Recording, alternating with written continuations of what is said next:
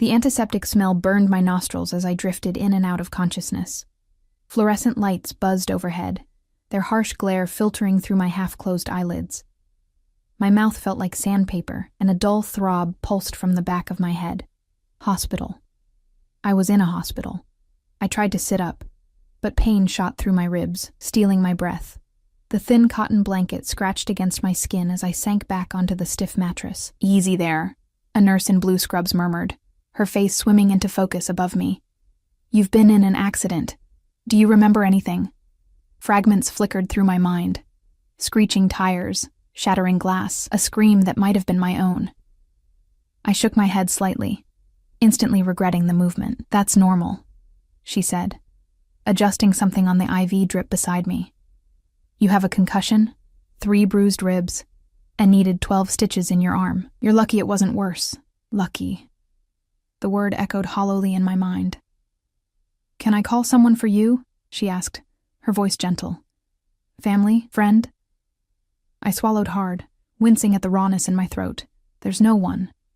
The lie came easily after years of practice. The truth was more complicated. There was someone, but he wasn't exactly family or friend. What do you call the man who owns half the city's underground? The man whose name makes hardened criminals tremble?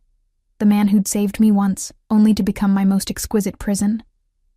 "You must have put someone as your emergency contact," the nurse said, checking the chart. "We've already called them." Ice flooded my veins. "What? Who?" She glanced down at the paperwork. "A Mr. Alexander Vega." The monitor beside me betrayed my panic with a sudden spike in beeping. I hadn't listed Alex as my emergency contact. I hadn't listed anyone. Someone had altered my information, and only one person had that kind of reach. "When?" I managed to rasp. "When did you call him?" "About 20 minutes ago," she replied, frowning at my reaction.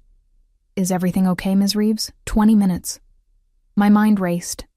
Alex's main residence was 15 minutes from downtown with a driver who didn't concern himself with speed limits.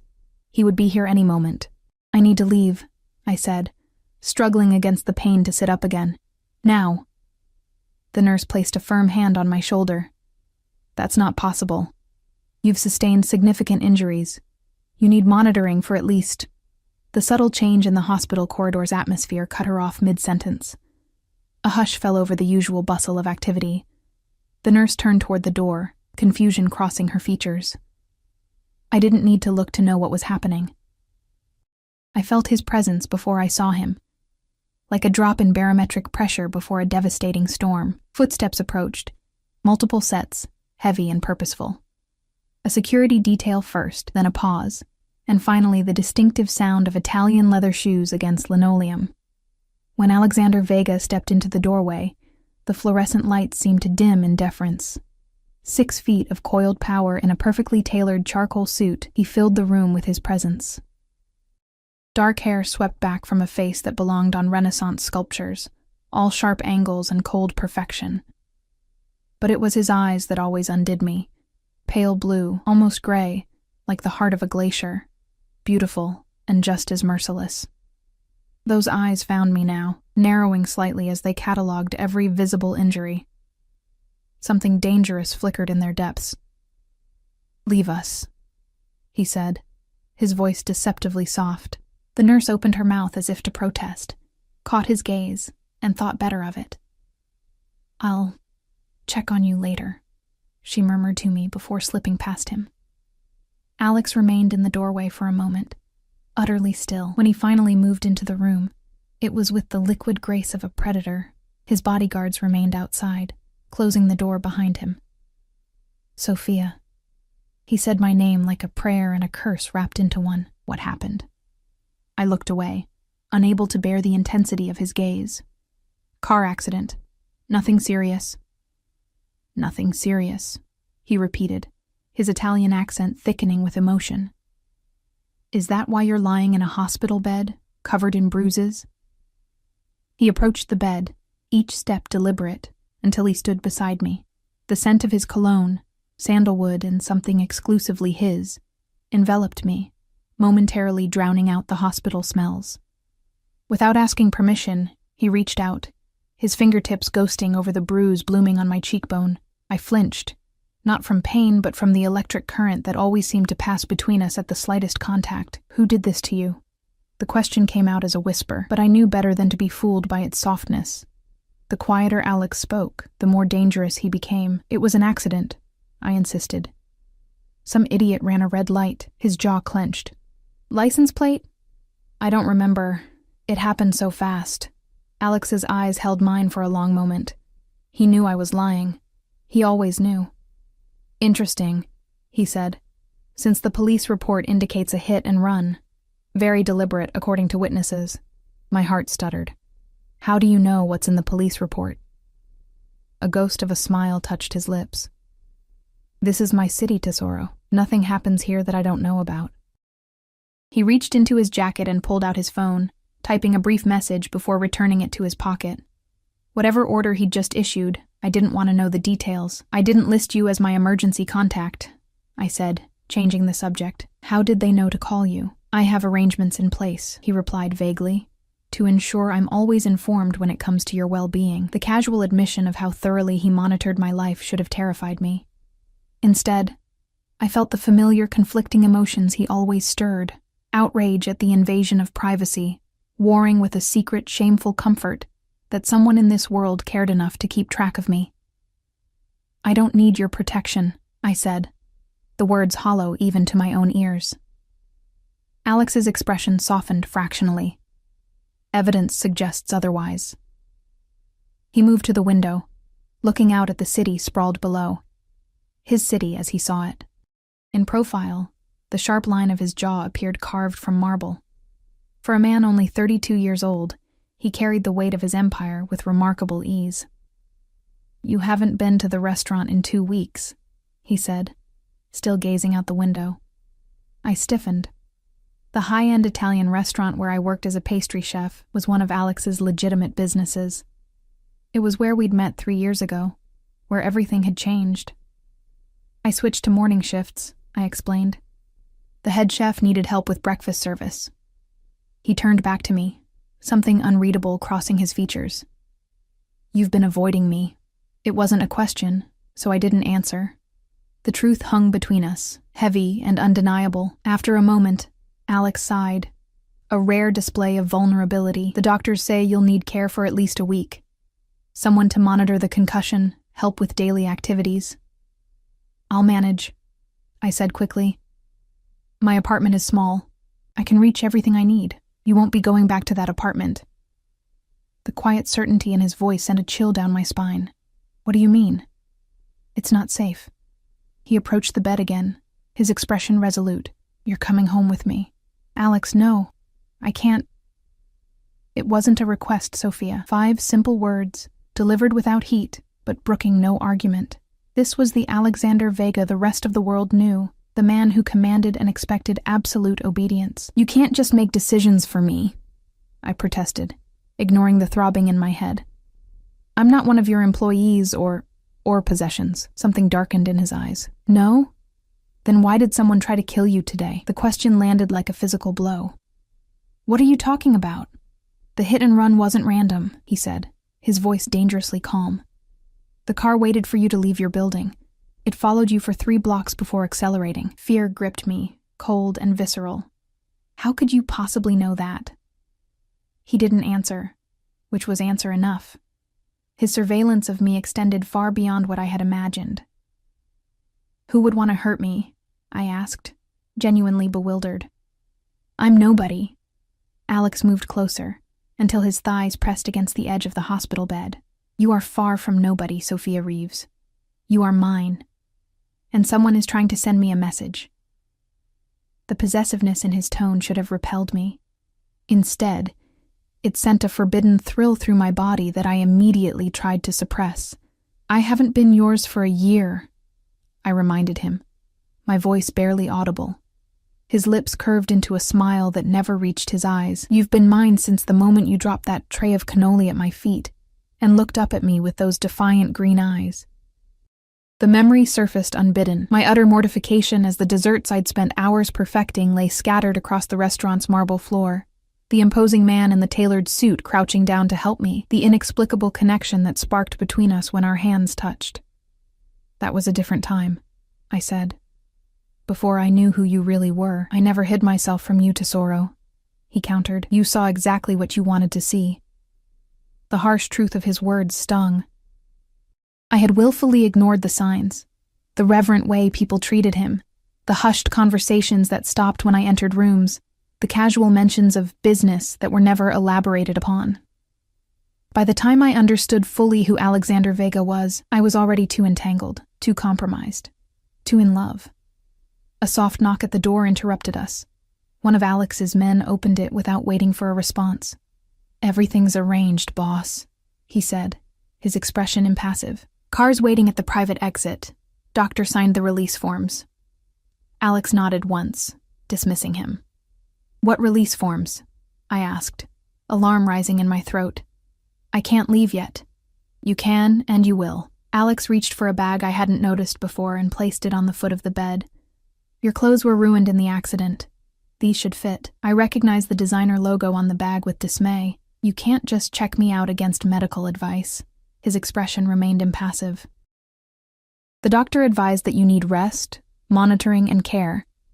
You'll receive superior versions of all three at my house." "Alex, please." I tried again, hearing the desperation in my voice. "I can't go back there, not after everything." Something flickered in his eyes, hurt perhaps, though it vanished so quickly I might have imagined it. "You'll be in the guest wing. I won't impose my presence on you beyond what's necessary for your recovery." The concession surprised me. Alexander Vega wasn't a man who compromised. "And after I recover?" I asked cautiously.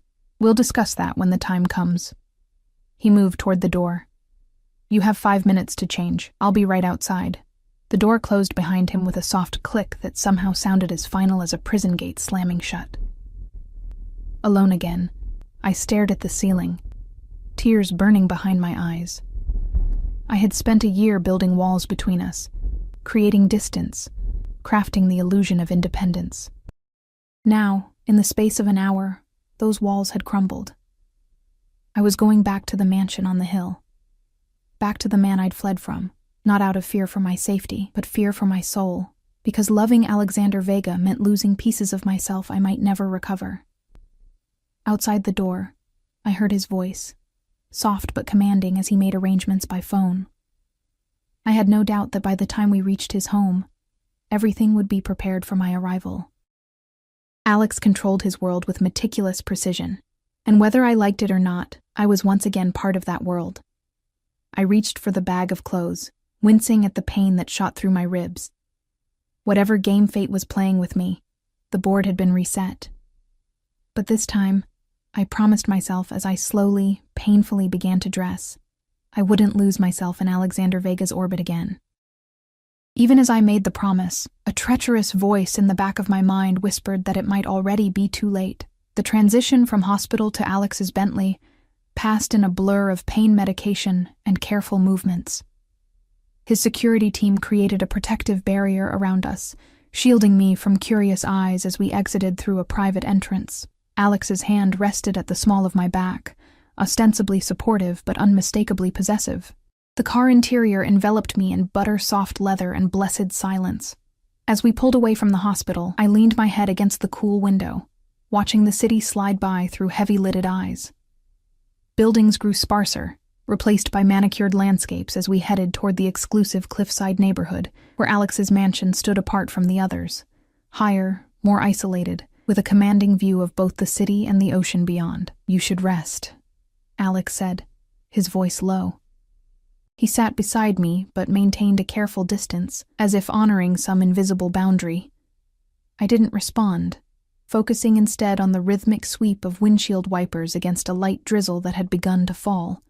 The rain transformed the world outside into a smeared watercolor of grays and muted blues, matching my mood perfectly. Despite my determination to stay alert, exhaustion pulled at me. My eyes drifted closed, and I slipped into a restless half-sleep, filled with fragmented dreams of screeching tires and shattering glass.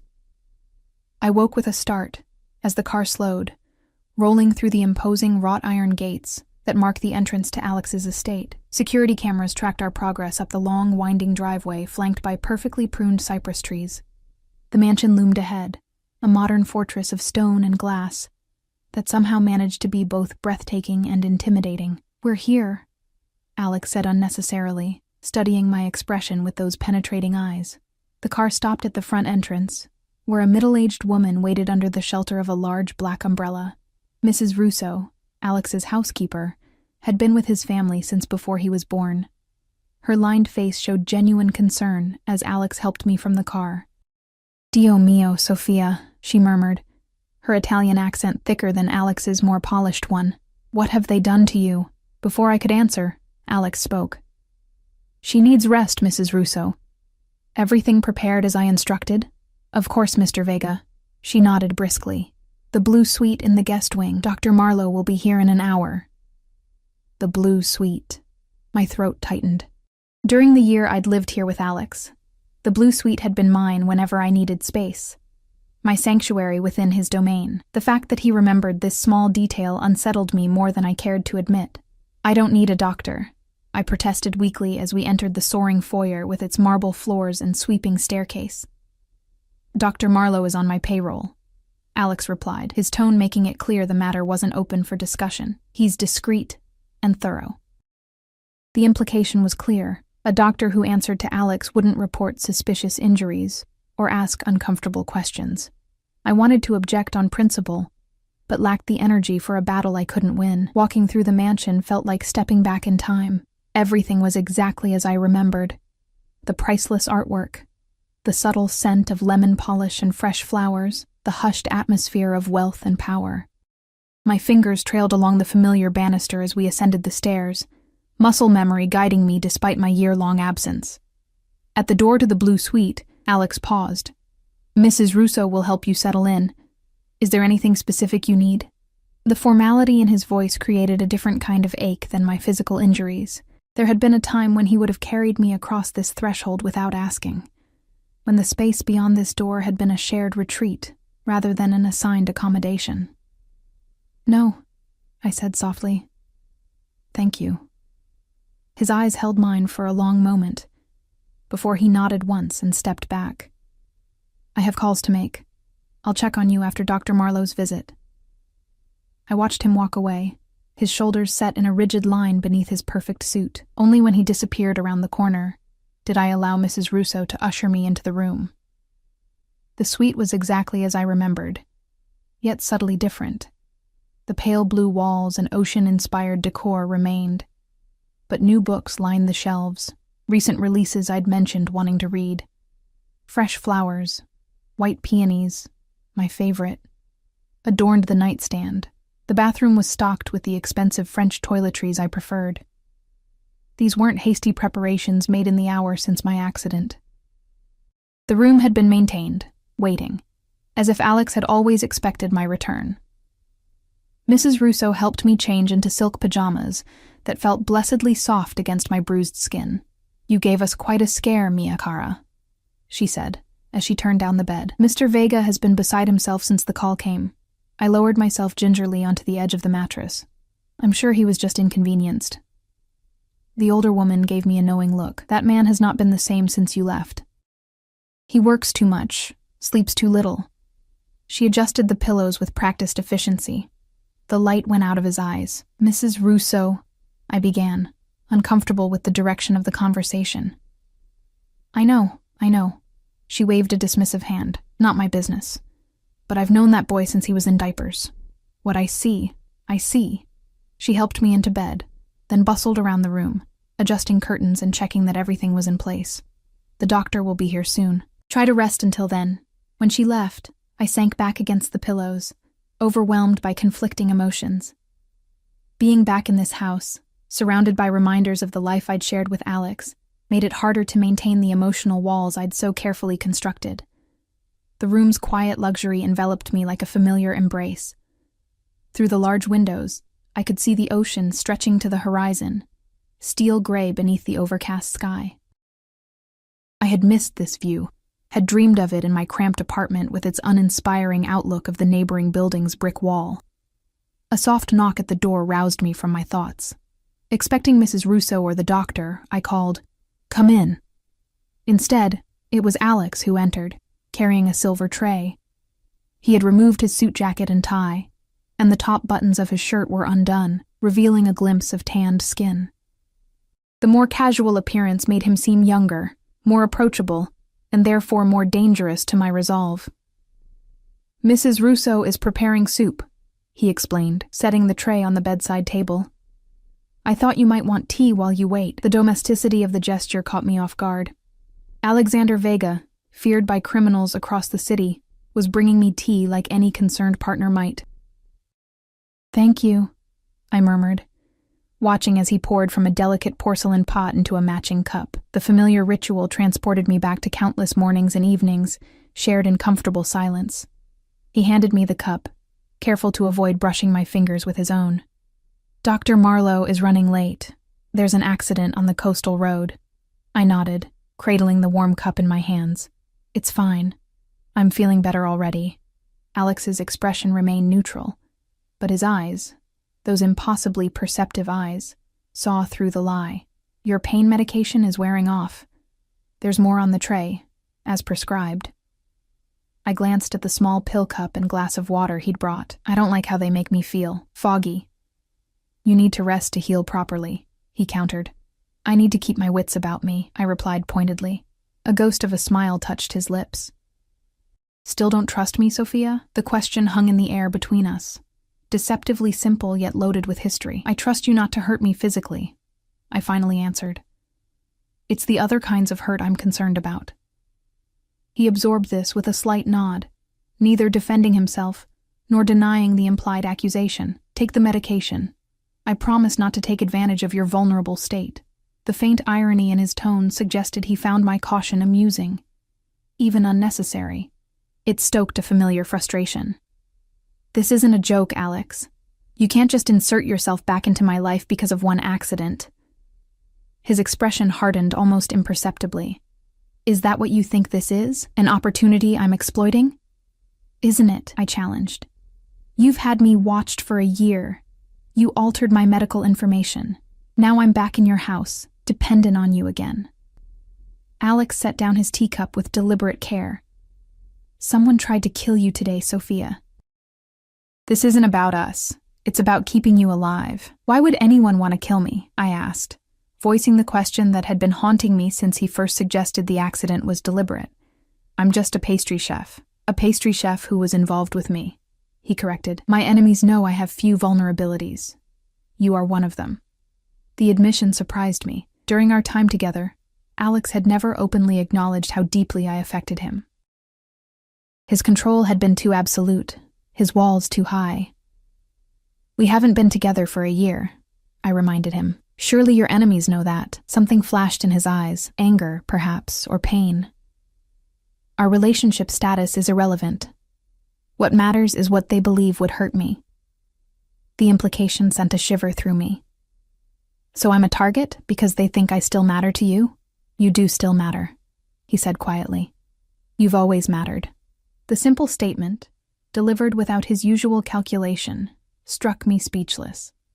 In the year we'd been apart, I'd convinced myself that I had been nothing more than a diversion to him. A pleasant companion, a convenient lover, but ultimately dispensable. Before I could formulate a response, his phone vibrated. He checked it with a frown. "The doctor is at the gate. I'll send him up when he arrives." He moved toward the door, then paused. "Take the medication, Sophia, please." The rare use of please from a man accustomed to commanding rather than requesting caught me off guard. I nodded reluctantly. "Thank you," he said, and was gone before I could reply. I swallowed the pills with a sigh, knowing he was right about the pain, even if I resented the vulnerability the medication created. Sinking back against the pillows, I let my gaze drift to the windows again. Rain streaked the glass now, distorting the view beyond. Dr. Marlowe arrived 15 minutes later, a distinguished man in his 60s with kind eyes that belied his association with someone like Alex. His examination was thorough but gentle, his manner professional without being cold. "Your hospital colleagues did a good job," he concluded, repacking his bag. "The concussion is mild. Ribs are bruised, not broken. The stitches are clean and should heal with minimal scarring." "When can I leave?" I asked, then clarified at his raised eyebrow. "Not the house. Bed. When can I be up and around? Tomorrow, if you feel up to it. Short periods at first. He handed me a small bottle of pills. For pain, as needed. No more than 4 in 24 hours. Any dizziness, vomiting, or increased pain, call me immediately. After he left, exhaustion claimed me. The medication pulled me under into a deep sleep, where dreams and memories blurred together. Alex's hands, gentle despite their strength, his voice whispering Italian endearments against my skin, the gradual realization of who and what he was, the night I finally found the courage to walk away. I woke to darkness and the sensation of being watched. Moonlight spilled through a gap in the curtains, illuminating a figure seated in the armchair beside the bed. My heart leaped before recognition set in. "You should be sleeping," Alex said softly. "So should you," I replied, my voice thick with interrupted sleep. "What time is it?" "Just after midnight." I struggled to sit up, wincing at the stiffness in my muscles. "Have you been there long?" He didn't answer directly. "You were having nightmares." The admission embarrassed me. "The medication?" "You said my name," he continued, as if I hadn't spoken. "You sounded afraid." I looked away, uncomfortable with the vulnerability. "I don't remember." Alex stood, moving to the windows to adjust the curtains.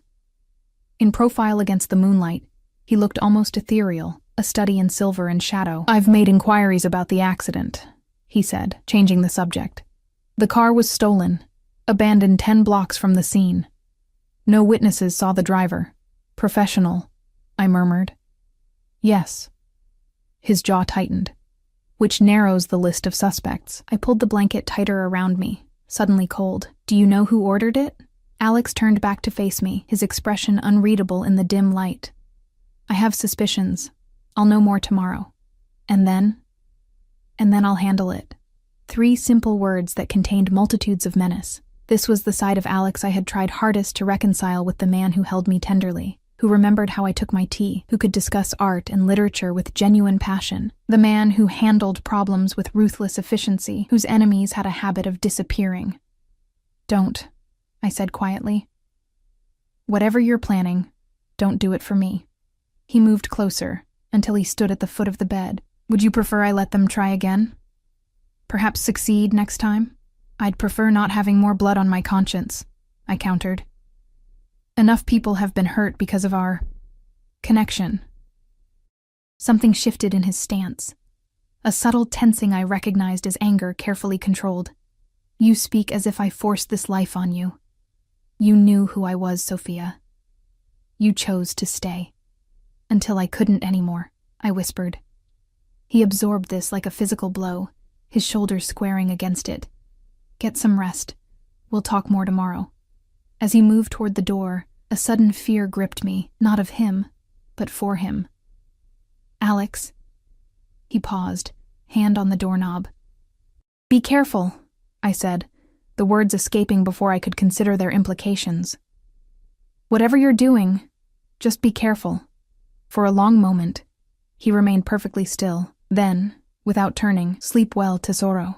The door closed softly behind him, leaving me alone with the moonlight and the unsettling realization that despite everything, the pain, the fear, the year of separation, some part of me still cared deeply what happened to Alexander Vega.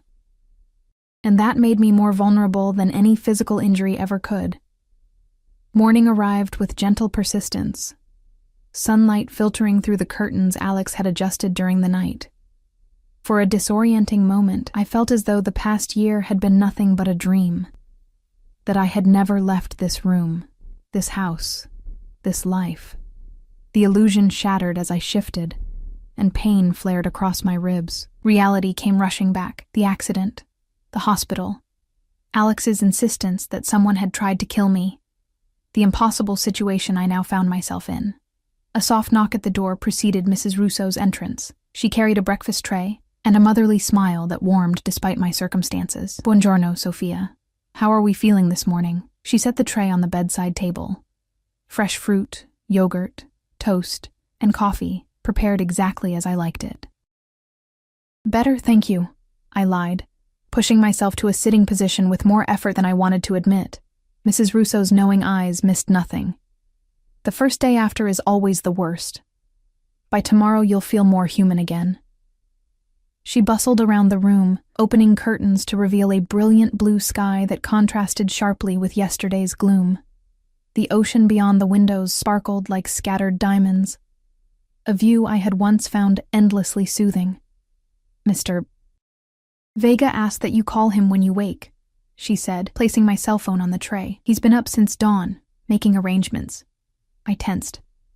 Arrangements for what? Mrs. Russo shrugged, the gesture elegantly Italian. Not my business to know. But he has had many calls, many visitors already. She paused at the door. Your clothes are in the closet, not the old ones, new ones. He had them brought this morning. After she left, I stared at the phone, torn between curiosity and dread about these arrangements. The fact that Alex had already purchased new clothes for me, in the correct sizes, undoubtedly, was both thoughtful and unsettling. It suggested he was planning for more than a short-term stay. I ate slowly, savoring the perfect coffee and fresh fruit that made my usual breakfast of hastily eaten toast seem pathetic by comparison. This was the insidious danger of Alex's world. The comfort, the luxury, the way every need was anticipated and met before you even recognized it yourself. It made it too easy to forget the price. When I could delay no longer, I picked up the phone and dialed his number, still committed to memory despite my best efforts to forget it. He answered on the first ring, Sophia. How are you feeling?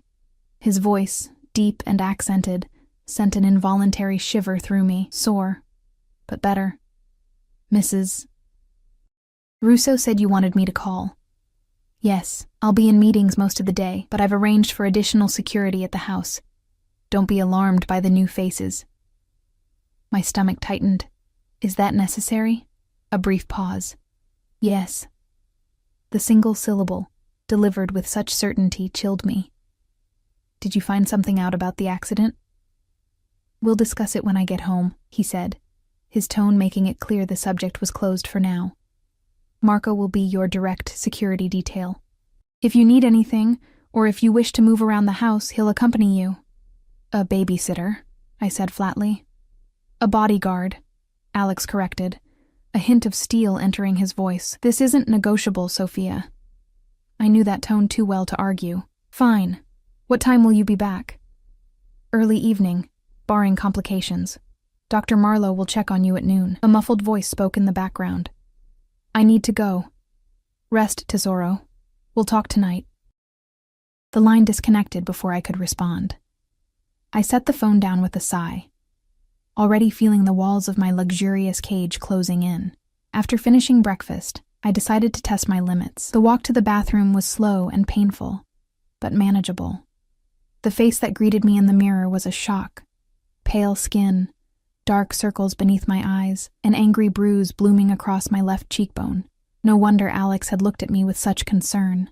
The shower was a painful production that left me exhausted but feeling more human. Wrapped in a plush robe, I ventured to the closet, curious despite myself about these new clothes.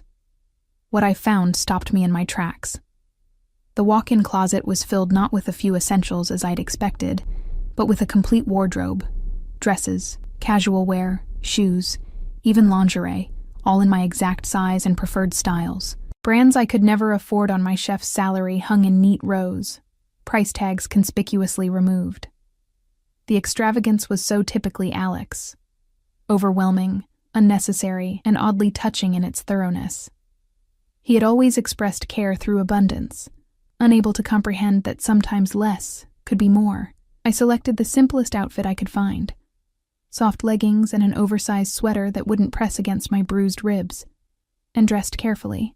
The effort left me breathing hard, but determined to escape the confines of the bedroom. As promised, Marco waited in the hallway outside my door, a mountain of a man with close-cropped hair and the watchful eyes of someone who had seen too much violence to be surprised by it anymore. Ms. Reeves, he acknowledged with a slight nod. Where would you like to go? His formality reminded me of when I'd first moved in with Alex, how his security team had regarded me with polite suspicion, uncertain what role I played in their boss's life. It had taken months to earn their respect, to be seen as more than just another of Alex's fleeting interests. The kitchen. I decided. I need to thank Mrs. Russo for breakfast. Marco nodded and fell into step beside me, maintaining a respectful distance while keeping me in his peripheral vision. As we moved through the house, I noticed the additional security Alex had mentioned, unfamiliar men stationed at key points, communicating via discreet earpieces. The mansion had always been secure, but this level of protection suggested a threat more immediate than I wanted to contemplate. The kitchen, a sprawling, state-of-the-art space where I had once spent countless hours experimenting with recipes, was empty except for Mrs. Russo, who was kneading dough with practiced movements. "Ah, you're up," she exclaimed, wiping flour from her hands. Sit. You look pale." I eased onto a stool at the island counter, inhaling the comforting scent of fresh bread. "I wanted to thank you for breakfast, and to escape that room for a while." She smiled knowingly. "The blue suite is beautiful, but any room becomes a prison if you can't leave it." She glanced at Marco, who had taken up position near the door. "Would you like tea? Or perhaps you'd rather bake something?" Baking always settled you before. The suggestion was tempting. Baking had always been my refuge.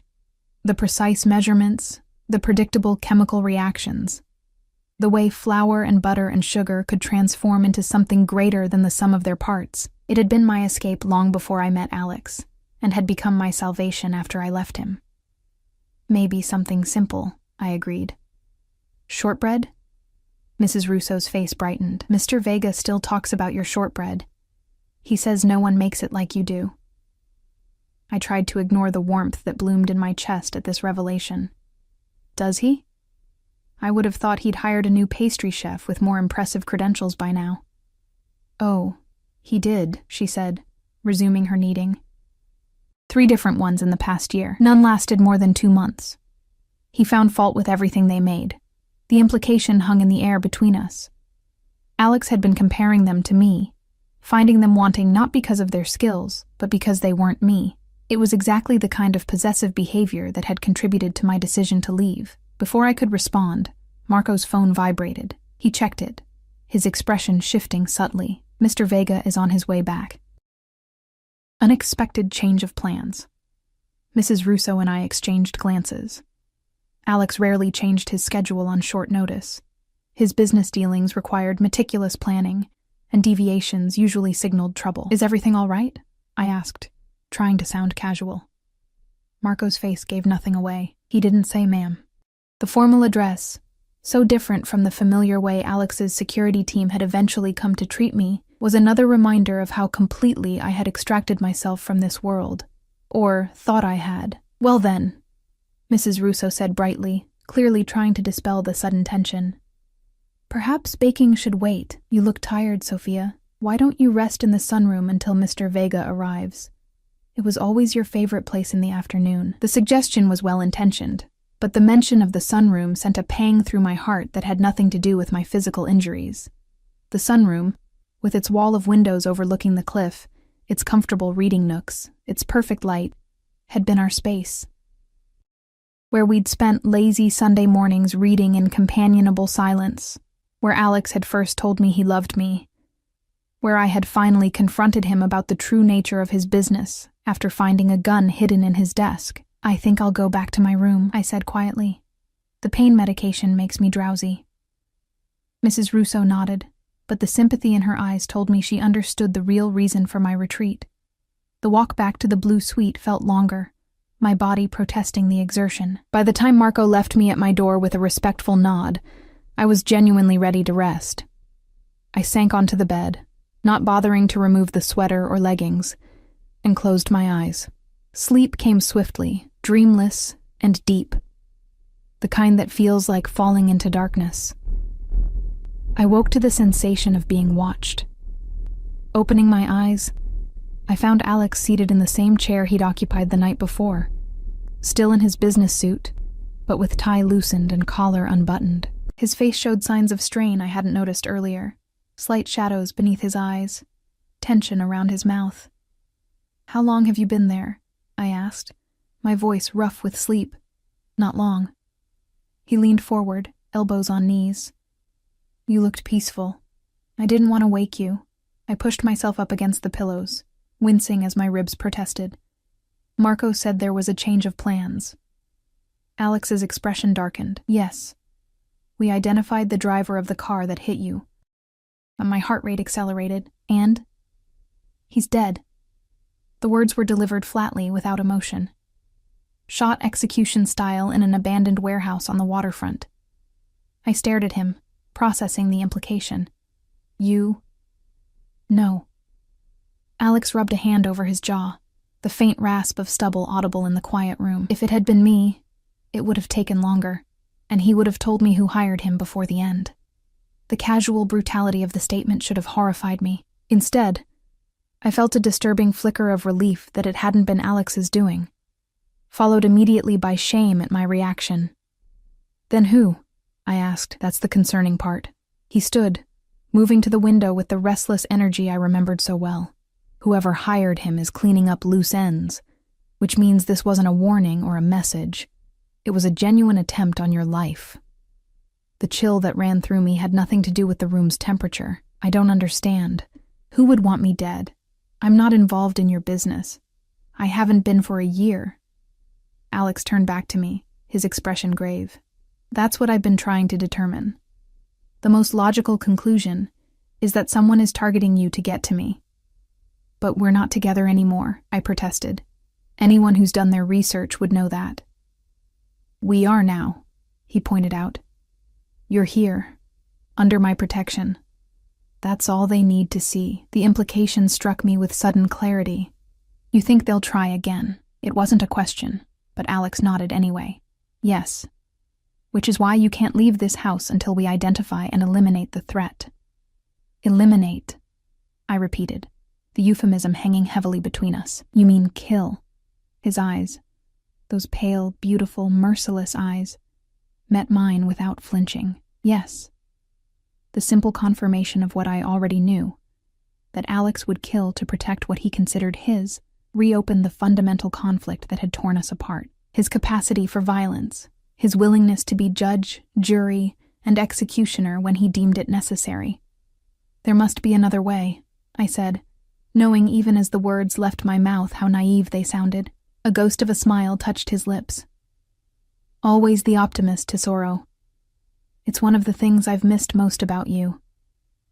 The casual admission caught me off guard. During our time together, Alex had rarely expressed sentiment or vulnerability. His control extended to his emotions, which were kept as carefully regulated as every other aspect of his life. Don't, I said softly. Don't pretend this is about missing me. This is about your pride, your territory. Someone touched what you consider yours, and now you need to reassert control. Anger flashed in his eyes, there and gone so quickly I might have imagined it. Is that what you think? That this is about my ego, isn't it? I challenged. You let me walk away a year ago. You didn't fight for me then. You didn't want me to fight for you, he countered. You made that abundantly clear. The truth of his words stung. I had left without warning, slipping away while he was on a business trip to Milan. My note had been brief, final, explaining that I couldn't reconcile myself to who he was, what he did. I had asked him not to look for me, not to contact me, to let me go cleanly, and somewhat to my surprise, he had respected my wishes, at least on the surface. He hadn't approached me, hadn't called or texted. I'd kept my job at his restaurant only because I knew he rarely visited the location, and when he did, it was never during my shifts. So, what changed? I asked. Why am I suddenly worth protecting now, when you let me go before? Alex moved closer, until he stood at the foot of the bed. I respected your decision because I thought you would be safer away from me. I kept my distance for the same reason. His voice lowered. But I never stopped watching over you, Sophia. Never. The admission should have angered me. The invasion of privacy. The presumption. Instead, it stirred complicated emotions I wasn't prepared to examine. That doesn't answer my question, I insisted. Why the sudden hands-on approach? His jaw tightened. Because whoever is behind this wasn't satisfied with targeting me directly. They chose to go after the one person. He stopped abruptly. The one person what? I prompted. Alex looked away, his profile sharp against the late afternoon light. The one person I can't bear to lose, he finished quietly. Even if I've already lost you in every way that matters, the raw honesty in his voice rendered me momentarily speechless. This was a side of Alex I had glimpsed only rarely during our time together. Vulnerability beneath the armor of power and control. "Alex," I began, not entirely sure what I wanted to say. His phone vibrated, breaking the moment. He checked it with a frown, then looked back at me. "I need to take this. We'll continue our conversation at dinner." "Dinner?" 7 o'clock. "If you feel up to coming downstairs, Mrs. Russo will serve in the small dining room." He moved toward the door, once again the controlled businessman. "Marco will escort you." After he left, I sank back against the pillows, emotions churning. The one person I can't bear to lose. The words played on repeat in my mind, undermining the careful detachment I had cultivated over the past year. Dr. Marlowe's visit at 4 provided a welcome distraction. He pronounced me healing nicely and cleared me for moderate activity. When I asked how long I would need to stay under Alex's protection, he carefully avoided the question, a sure sign that Alex had instructed him not to give me an easy timeline. By 6:30, restlessness drove me to prepare for dinner.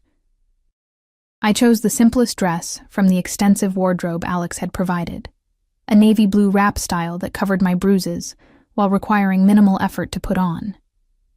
The woman in the mirror looked better than she had that morning, but still pale, still haunted. Marco appeared promptly at 7 to escort me downstairs. The small dining room, an intimate space compared to the formal dining room where Alex entertained business associates, was bathed in candlelight. The table was set for 2, crystal glasses catching and multiplying the soft light.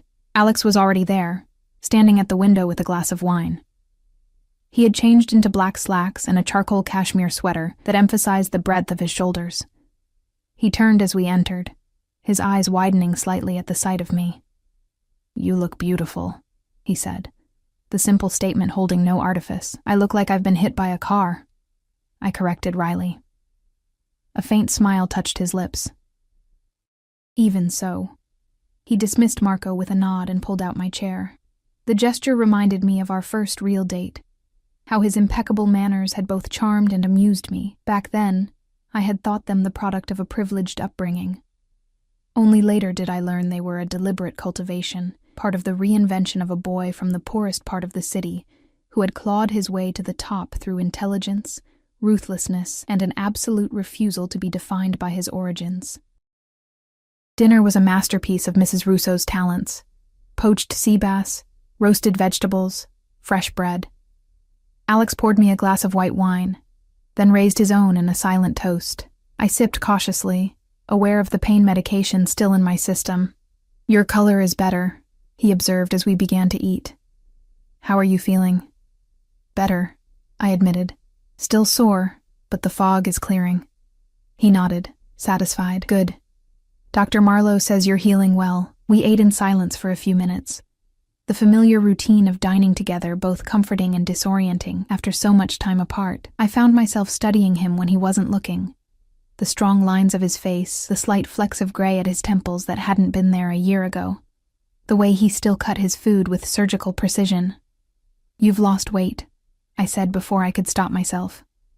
His eyes flicked up to meet mine, surprise evident. "Have I?" "Yes." I set down my fork. "Mrs. Russo mentioned you've been working too much." A faint smile curved his lips. "Spying on me, Tesoro? Hardly. Just making conversation." I looked away, annoyed at the familiar heat his use of that endearment still kindled. Alex took a sip of wine, watching me over the rim of his glass. "Ask what you really want to know, Sophia."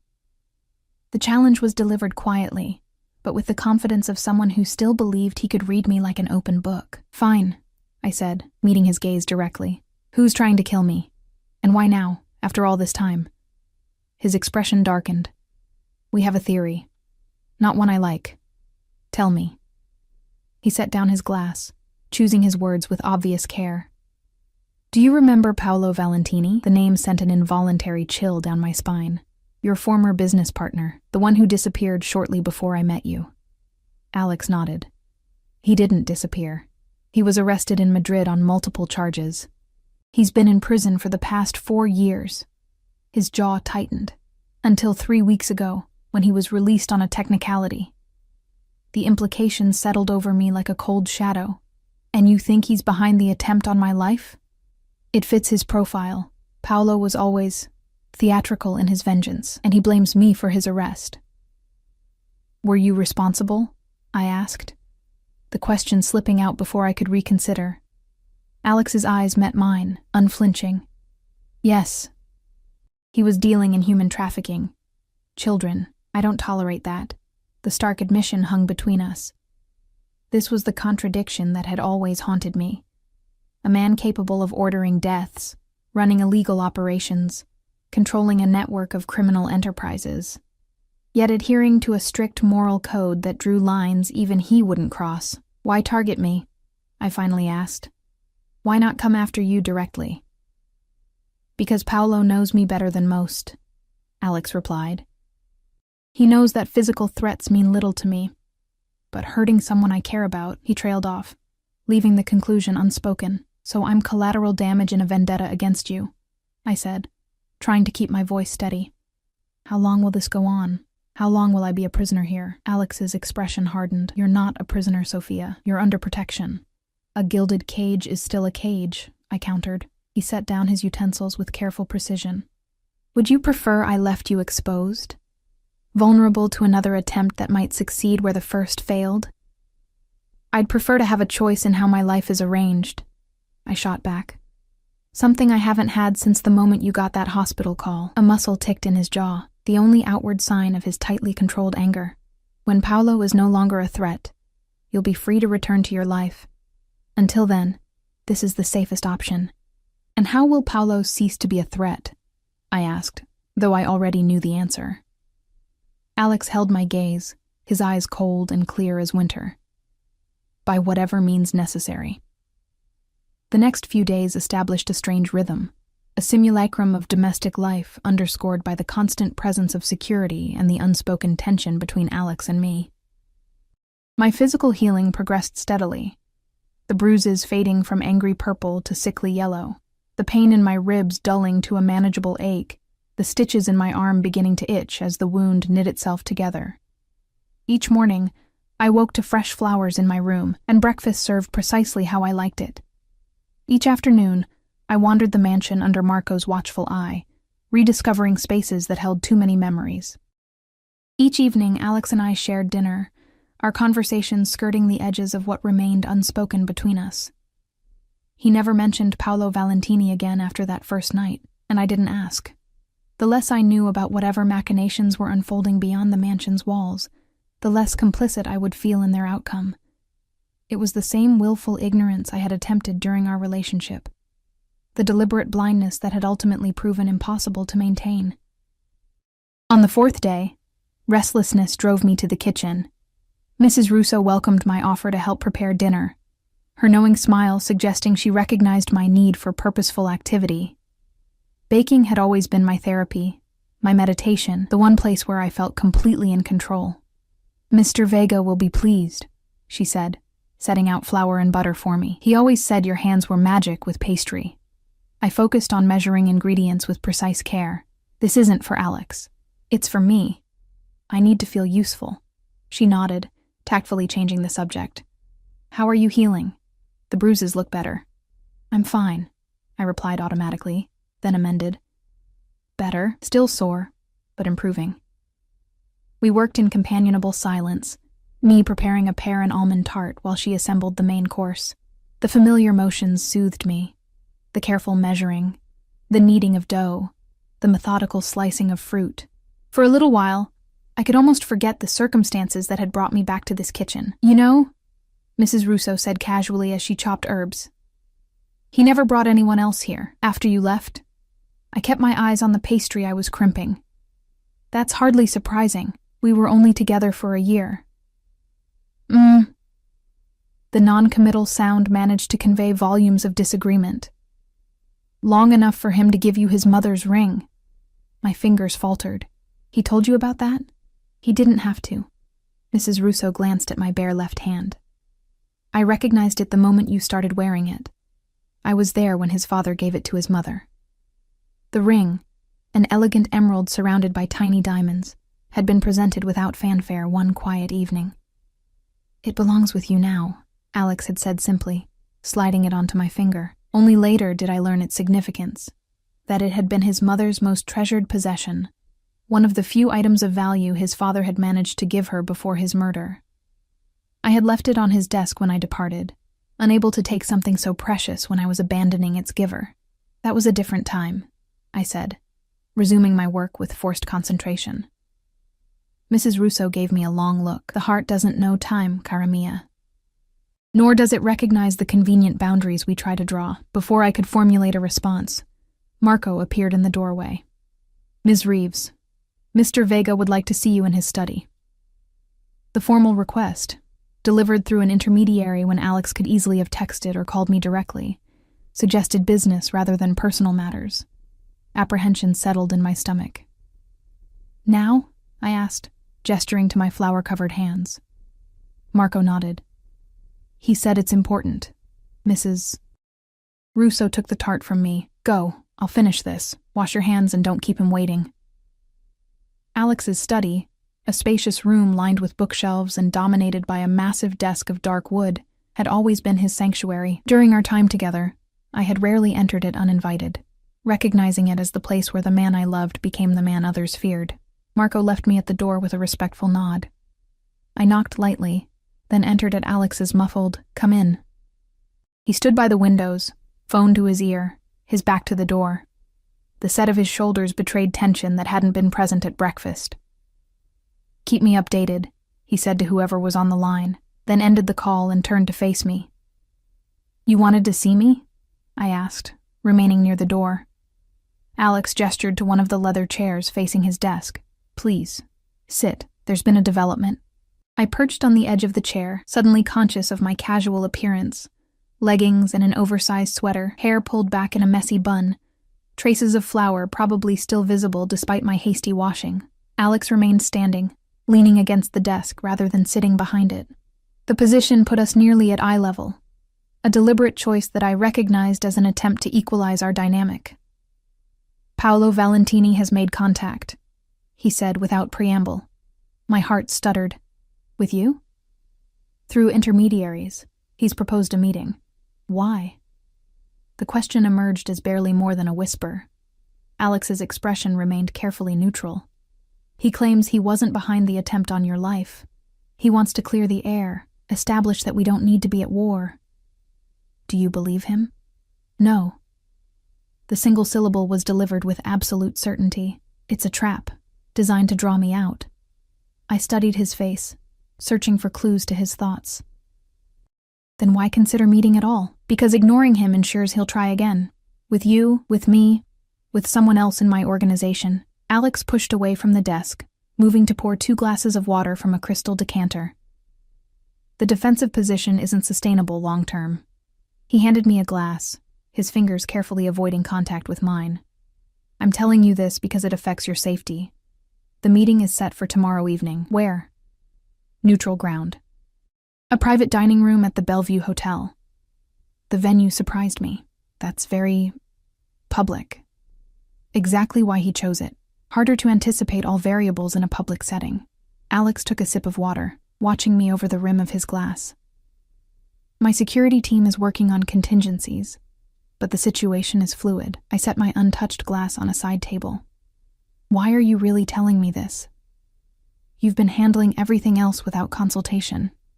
A flicker of something, possibly admiration, crossed his features. "Always perceptive, Tesoro." He set his own glass down. "I'm telling you because I need you to remain here tomorrow, under heightened security. No excursions, not even within the house. Stay in your suite." The directive, delivered in his business tone, sparked a familiar rebellion. "I'm not one of your employees, Alex. You don't get to confine me to quarters." His jaw tightened. "This isn't about authority, it's about safety. If something goes wrong tomorrow, this house could become a target." The implication sent a chill through me.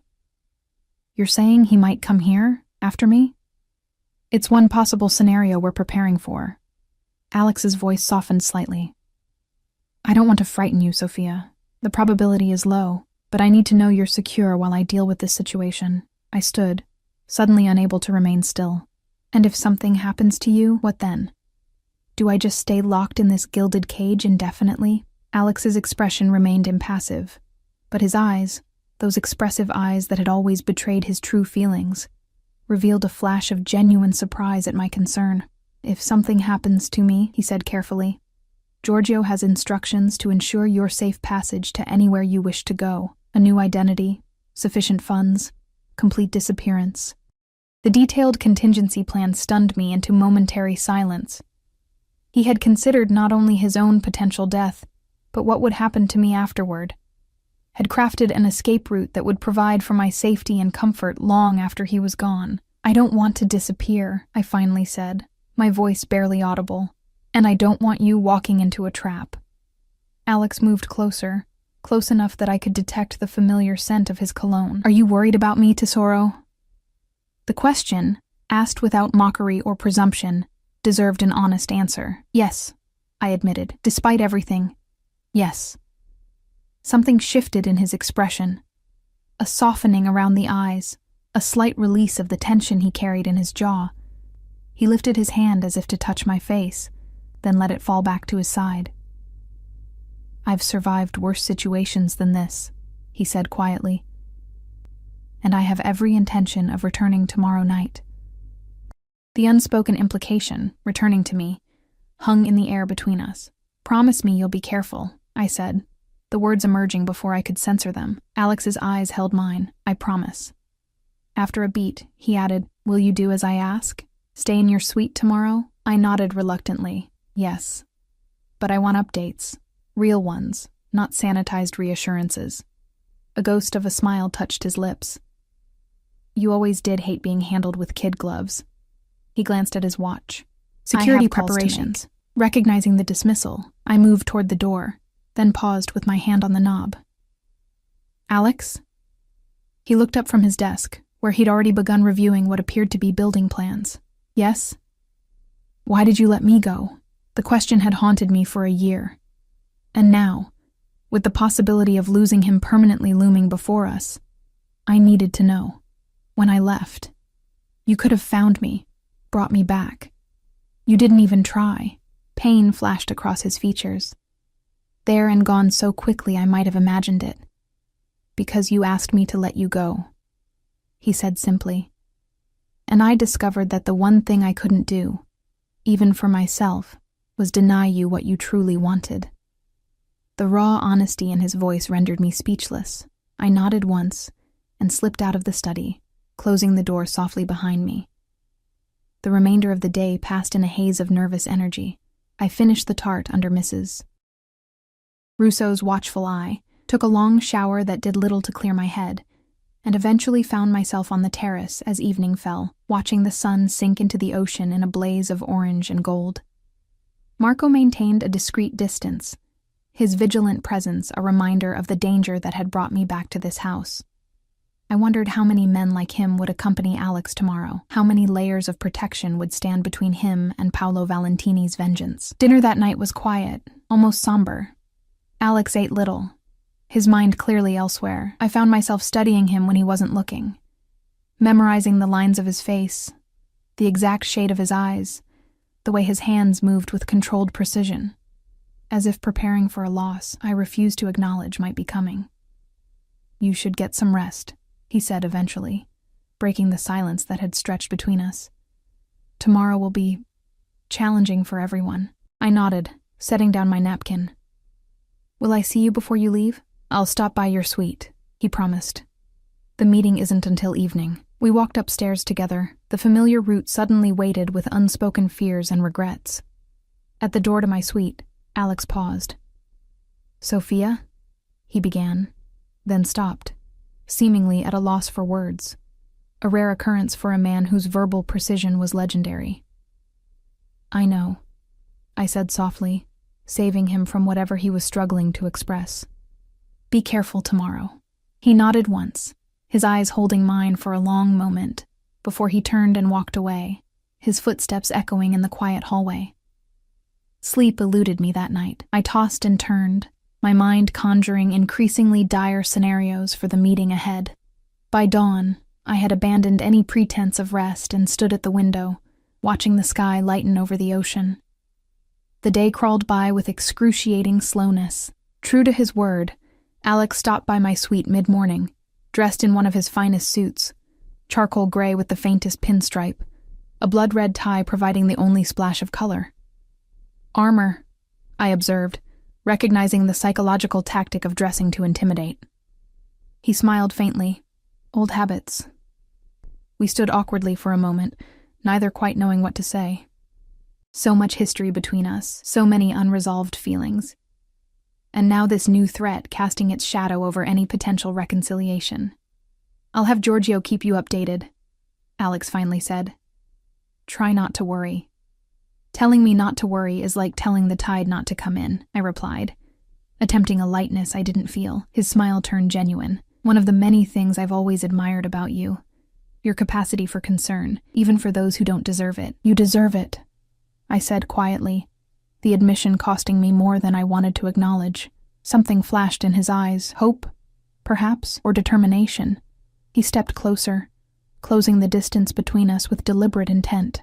His hand rose to cup my cheek, the touch gentle despite the strength I knew those hands possessed. "When this is over," he said softly, "we need to talk, really talk, about everything that happened, everything that could still happen." My heart stuttered. "Alex, not now," he interrupted gently. "When I return. When you're safe." Before I could respond, he leaned down and pressed his lips to my forehead. A gesture so tender, so at odds with the dangerous man the world knew him to be, that tears pricked behind my eyes. "Be safe," I whispered as he pulled away. "Always," he promised, his thumb brushing once across my cheekbone before he stepped back, composing himself once more into the formidable figure that commanded respect and fear in equal measure. After he left, the day stretched before me like an endless desert. I tried reading, tried watching television, tried even taking a nap, but nothing could distract me from the clock's slow progression toward the 7 p.m. meeting time. True to Alex's instructions, Giorgio provided updates, clinical, factual reports delivered via text message. Convoy departed. Full security complement. Advanced team secured location. No anomalies detected. Mr. Vega arrived at hotel. Proceeding as planned. Each message provided momentary relief, only for anxiety to build again in the silence that followed. By 6:30, I was pacing the suite, unable to sit still. By 7, I was standing at the window, staring unseeing at the darkening sky, my stomach in knots. At 7:15, my phone buzzed with a new message. Meeting initiated.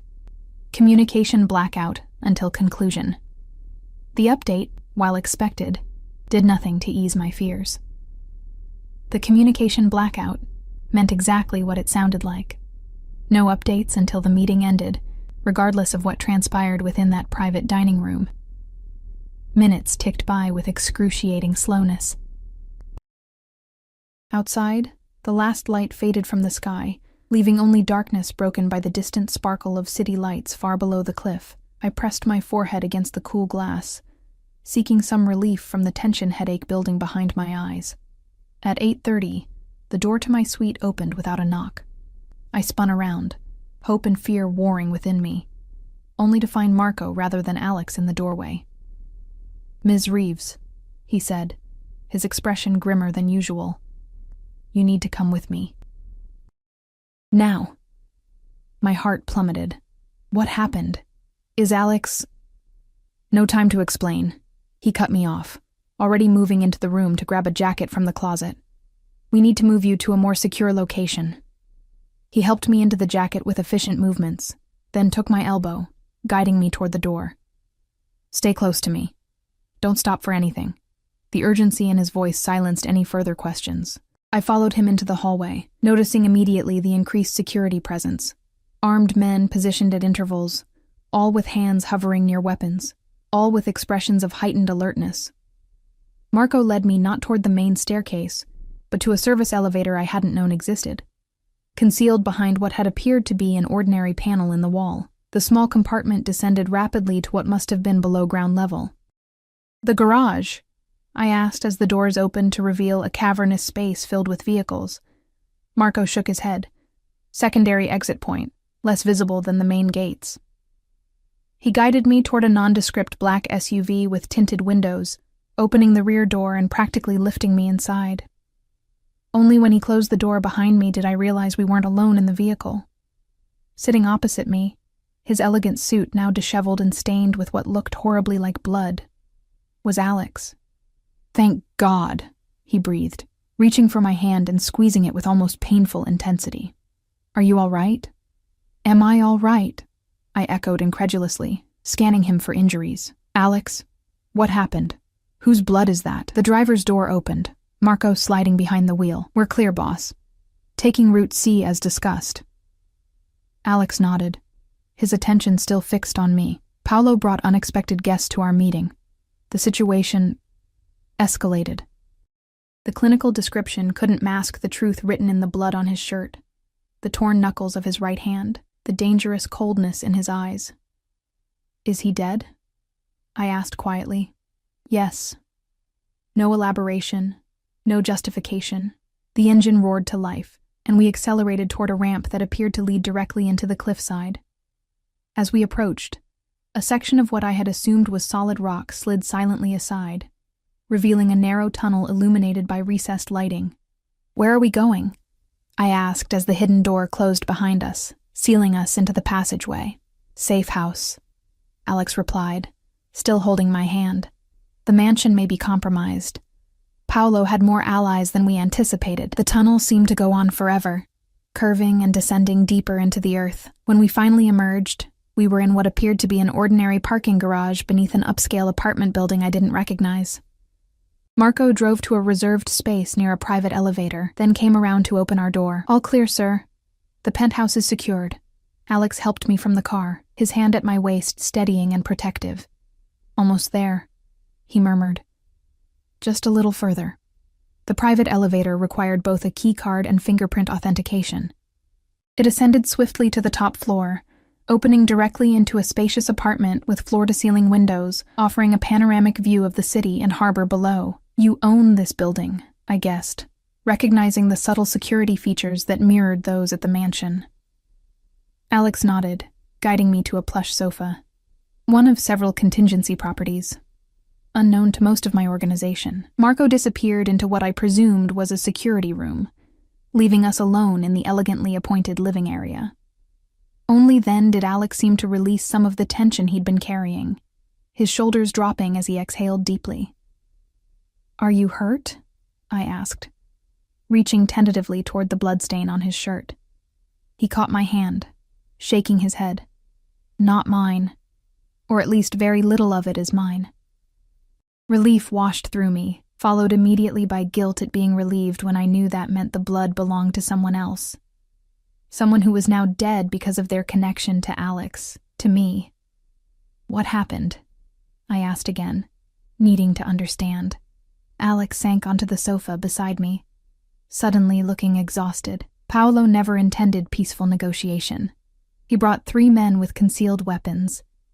They tried to separate me from my security. His jaw tightened. "It was an amateur move, poorly executed, but you killed him. Not a question this time. He gave me no choice." Alex's eyes met mine, unflinching. "It was him or me, Sophia, and I promised you I would return." The simple statement, delivered without drama or expectation, struck something deep within me. Despite everything, the danger, the violence, the fundamental differences in our worldviews, he had kept his promise, had fought to return to me. "How long do we need to stay here?" I asked, looking around at the unfamiliar apartment. "A few days, until my people can verify the threat is fully neutralized." Alex hesitated, then added, "After that, you'll be free to go, back to your apartment, your job, your life."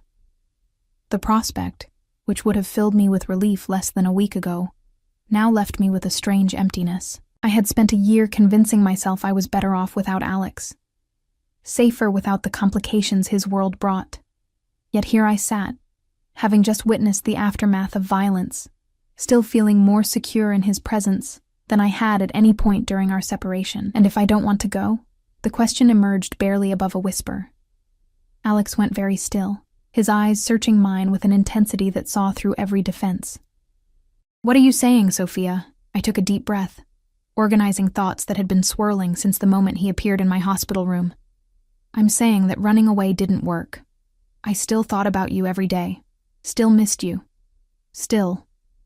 I trailed off, struggling to articulate the complex emotions I had suppressed for so long. "Still what?" he prompted gently. "Still loved you," I admitted, the words both terrifying and liberating. "Even knowing who you are, what you do, even hating parts of it, I never stopped loving you." The confession hung in the air between us, raw and undeniable. Alex remained utterly still, his expression unreadable as he processed my words. For a terrifying moment, I wondered if I had misunderstood everything, if his protection had been about possession rather than love, about pride rather than devotion. Then he moved, closing the distance between us with deliberate intent. His hand came up to cup my face, thumb brushing gently across my cheekbone where the bruise had faded to a pale yellow shadow. "Say it again," he whispered, his voice hoarse with emotion I rarely heard him express. I met his eyes, those pale blue depths that had haunted my dreams for a year. "I love you, Alex." I never stopped. Something broke in his carefully controlled expression, a dam releasing after holding back too much for too long. He leaned forward until our foreheads touched, his breathing uneven. "Dio mio, Sophia," he breathed. "You have no idea how many times I've imagined hearing those words again.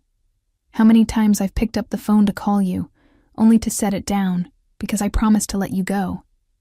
His vulnerability, so rarely displayed, touched something deep within me. This was the Alex few people ever saw. The man beneath the power and control, the boy who had grown up too fast after watching his father's murder. The soul who had carved out his place in a cruel world through sheer force of will. "What happens now?" I asked softly. "Nothing's changed. You're still who you are. I'm still who I am." He drew back slightly, his hand still cradling my face. "Everything's changed, Tesoro. I've changed. This year without you." He shook his head. "It forced me to confront things I'd been avoiding. Questions about legacy, about the future." "What kind of questions?" I prompted, sensing he needed to verbalize thoughts long kept internal. Alex stood, moving to the wall of windows that showcased the glittering city below. His city, as he had always seen it. For a long moment, he stared out at the lights, gathering his thoughts. "My father built his small empire through brute force," he finally said. "He died for it, left my mother a widow at 34 with a 10-year-old son to raise alone. I swore I would do better, be smarter, more strategic, build something that would last." I remained silent, recognizing the rare moment of candor for the gift it was. "When I met you," he continued, "I was at the peak of my power. Everything I had worked for was secure. I believed I had achieved what my father never could." He turned back to face me. "But loving you, it changed the equation." For the first time, I started to question whether power was worth the constant vigilance, the enemies, the isolation. The admission stunned me. During our time together, Alex had never expressed doubts about his chosen path. He had worn his authority like a second skin, moving through his world with absolute certainty. "Why didn't you tell me?" I asked. A sad smile touched his lips. What would I have said? That the great Alexander Vega was questioning everything he'd built? That I was considering walking away from an empire because a pastry chef with defiant green eyes made me want something different? He shook his head. I wasn't ready to admit it even to myself, let alone to you. "And now?" I whispered. He moved back to the sofa, sitting closer to me than before. "Now I've had a year to think about a life without you in it. To recognize that power means nothing if you have no one to share it with. To understand that some legacies aren't worth the cost." Hope fluttered in my chest, fragile and uncertain. "What are you saying, Alex?" "I'm saying that I've been transitioning my businesses for months," he replied. "Moving resources to legitimate enterprises, distancing myself from the aspects you found most troubling." I stared at him, trying to process what he was telling me. "You've been going legitimate? Because of me?" "For me," he corrected gently. Because the man I want to be is not the man my father raised me to be. Because I want a future that doesn't involve looking over my shoulder, wondering who might be targeting those I love. His fingers intertwined with mine. But yes, you were the catalyst. Loving you showed me possibilities I had never considered. The revelation left me speechless. All this time, while I had been trying to rebuild a life without him, he had been reshaping his world, motivated by the loss of what we had shared. It's not complete, he continued, reading my silence as skepticism. Some connections can't be severed overnight without creating more danger. But I've made significant progress. Another year, perhaps 2, and Alexander Vega will be known only as a successful businessman with diverse investments. Is that even possible? I asked, not wanting to doubt him, but struggling to believe such a transformation could truly occur. With the right motivation, anything is possible. His thumb traced circles on the back of my hand. I have considerable resources, loyal people, and detailed plans. And Paolo? I couldn't help asking. Was he part of these plans? Alex's expression darkened. Paolo was an unforeseen complication. His release from prison accelerated certain timelines, forced decisions I would have preferred to make more carefully. He sighed. His death will create ripples, but ultimately simplifies matters. He represented old connections I needed to sever anyway. The clinical assessment of a man's death should have disturbed me more than it did. Perhaps I was becoming desensitized to the violence that surrounded Alex's world. Or perhaps I was finally accepting that in his reality, sometimes terrible choices had to be made. What happens now? I asked again, this time with different meaning behind the question. With us? Alex lifted my hand to his lips, pressing a gentle kiss against my knuckles. That depends entirely on you, Sophia. I can offer you a future different from our past. Not perfect, not without complications, but moving in a direction I think you could make peace with. His eyes held mine, but I won't make promises I can't keep. There will still be shadows for a while, still danger, though diminishing. And if I can't handle those shadows? I asked, needing to be certain he understood my fears. Then I will respect your decision, as I did before. His voice was steady, though the pain behind his words was evident. I would rather lose you to honesty than keep you through deception. The raw truth of his statement touched me deeply. This was the fundamental difference between the Alex I had left and the man before me now. A willingness to be vulnerable, to acknowledge limitations, to prioritize truth over possession. I need time, I said finally.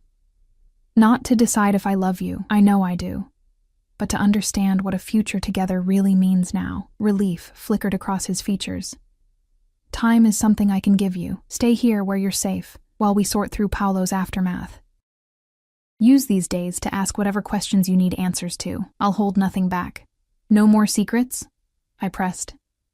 No more secrets, he promised, though some truths may be difficult to hear. I'd rather difficult truths than comforting lies, I replied. A genuine smile, the kind that reached his eyes and softened the hard lines of his face, transformed his expression. You always were braver than you gave yourself credit for, Tesoro. He leaned forward slowly, giving me ample opportunity to pull away.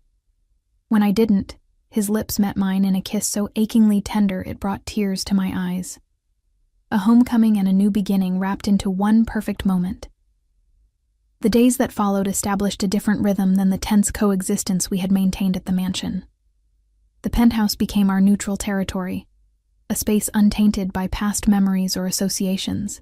Here we began the delicate process of rediscovery. True to his word, Alex answered every question I posed, no matter how uncomfortable.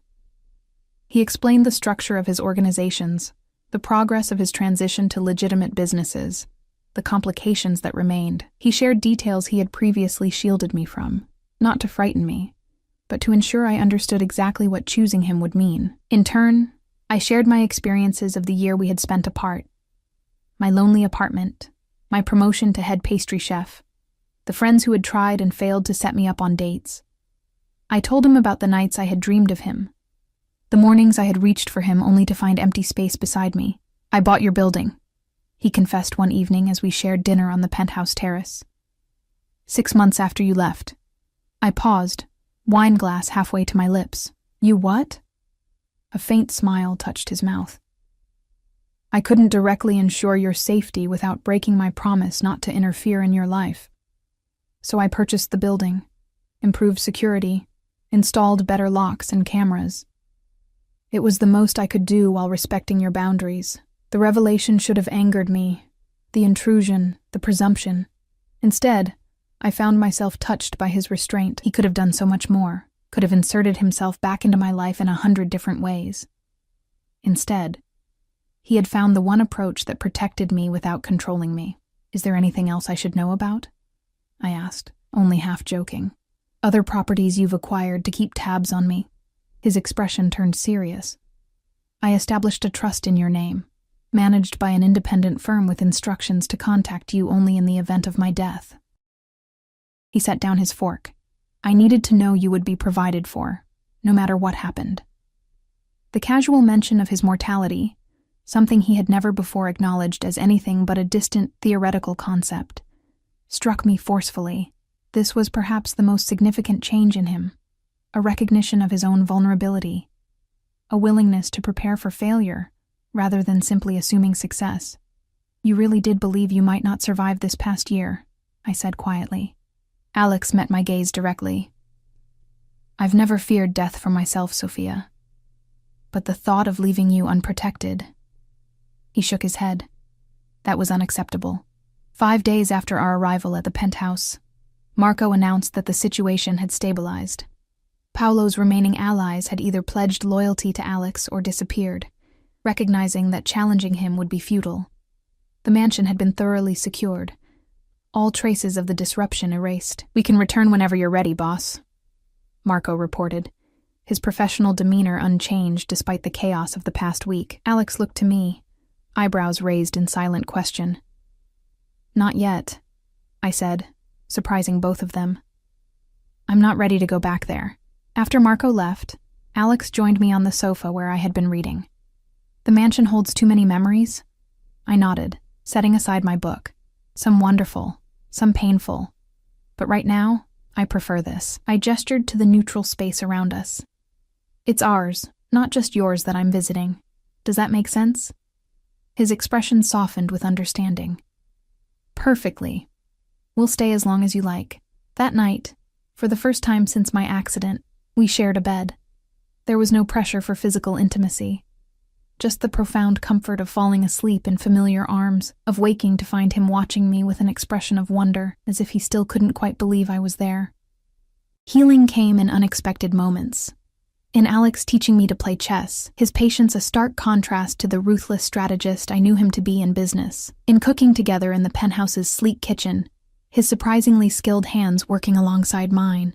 In quiet evenings watching the sunset over the harbor, discussing dreams neither of us had previously dared to voice aloud.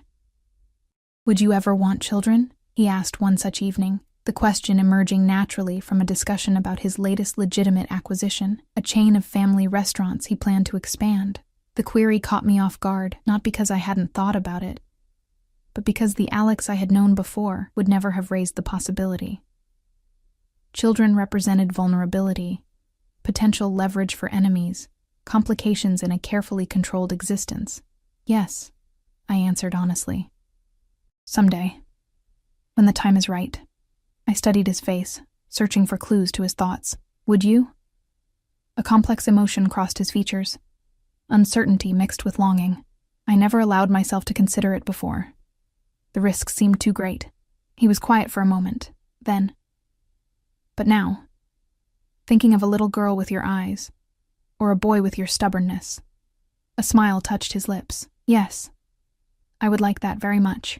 The simple admission represented everything that had changed in him, the willingness to envision a future beyond power and control, to embrace vulnerability as strength rather than weakness. 2 weeks after we arrived at the penthouse, Alex presented me with a small velvet box over breakfast.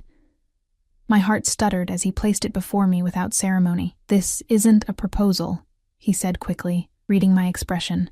Not yet. We're still finding our way back to each other. With slightly trembling fingers, I opened the box. Inside, nestled against dark velvet, was his mother's emerald ring, the one I had left behind when I walked away a year ago. Alex, I breathed, unable to find adequate words. I'm not asking you to wear it, he explained. Just to keep it. As a promise that when you're ready, if you're ever ready, it's yours, along with everything else I have to give. I lifted the ring from its velvet bed, the weight familiar in my palm. The emerald caught the morning light, sending fractured green reflections dancing across the table. I left it behind because I didn't feel I deserved it anymore, I admitted. Not after walking away, Alex reached across the table, his fingers closing over mine. The ring pressed between our palms. You deserved it then. You deserve it now. Whatever you decide about our future. This belongs with you. In that moment, I knew with absolute certainty that I had made my decision days ago. Perhaps even in that first moment in the hospital when he appeared in my doorway, bringing chaos and safety in equal measure. I opened my hand, revealing the ring resting on my palm. Ask me, I said softly. Confusion flickered across his face. Ask you what? Ask me to marry you. The words emerged with surprising steadiness. Not someday. Not when everything is perfect. Now. Today. Alex went very still, his eyes searching mine with an intensity that saw through every defense. Are you sure? There are still complications, still dangers. There will always be complications. I interrupted gently. But I've spent a year learning what life is like without you. I don't want to waste another day pretending I'm better off alone. Slowly, deliberately, he took the ring from my palm. Then, with a grace that belied his powerful frame, he slid from his chair to one knee beside me. Sophia Reeves, he said, his voice husky with emotion. You walked into my life carrying a tray of cannoli and changed everything. You saw through my walls, challenged my assumptions, made me want to be worthy of the way you looked at me. He held up the ring, the emerald glowing like a promise. I love you more than I thought possible. Will you marry me? Tears blurred my vision as I nodded. Yes, I whispered. Yes. He slid the ring onto my finger, where it settled as if it had never left. When he rose to kiss me, I felt the last pieces of my resistance falling away, not in surrender, but in the recognition that love didn't require the absence of darkness, only the courage to face it together. 3 months later, we were married in a small ceremony on the cliffside grounds of the mansion. Only our closest friends attended, Mrs. Russo weeping openly, Marco maintaining his stoic expression despite the suspicious moisture in his eyes, my fellow chefs from the restaurant creating a wedding cake that was a work of art. By then, Alex's transition was progressing faster than even he had anticipated. The underworld whispered that Alexander Vega had gone soft, had lost his edge, rumors he carefully cultivated to facilitate his gradual withdrawal from those circles. His legitimate businesses thrived under his focused attention, his natural talent for strategy serving him as well in legal enterprises as it had in shadowed ones. We maintained the penthouse as our primary residence, visiting the mansion only occasionally. Some ghosts, we discovered, needed more time to fade, but we were patient, knowing that healing, like love, couldn't be rushed. 6 months after our wedding, I opened my own patisserie in a charming storefront Alex had purchased as a surprise. Small and elegant, it quickly gained a reputation for extraordinary desserts, drawing customers from across the city. I hired promising young chefs, taught them my techniques, found joy in creating something built entirely on passion rather than necessity. Alex divided his time between his various businesses and our home, gradually delegating more responsibility to trusted lieutenants. He kept his promise to be honest about the remaining complications in his transition, but those shadows grew fewer and fainter with each passing month. A year to the day after the car accident that had brought us back together, we stood on the terrace of our penthouse, watching the sun set over the harbor. Alex's arms encircled me from behind, his chin resting on my head. Regrets? He asked softly, a question he still posed occasionally, as if expecting the answer might someday change. I leaned back against his solid warmth, my hands covering his where they rested protectively over my slightly rounded stomach. Our newest adventure, just beginning to show. None, I replied truthfully. Every step, even the painful ones, brought us here. I turned in his embrace to face him. And here is exactly where I want to be. His eyes, those pale blue depths that had once seemed so cold, warmed as they took in my face. Here, he agreed, one hand moving to rest gently against the curve of our growing child, is everything.